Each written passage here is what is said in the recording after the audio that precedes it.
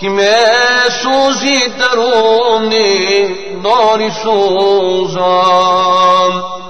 ای حاجی تو مهمان خدایی، ای حاجی تو مهمان خدایی، تو مهمان خدا مصطفی، تو مهمان خدا مصطفی.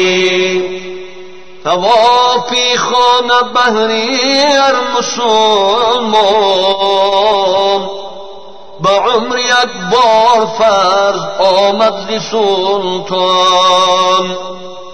بیکش امروز اگر داری تو امکان، که فردا میشوی آخر پشیمان.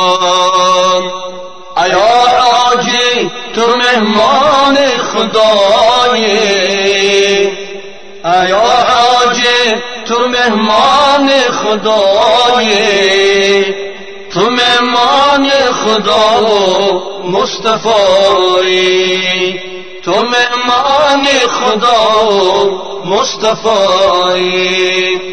چو حج رفتی سخن دانسته میگوی، دل خود را به استغفار میشوی.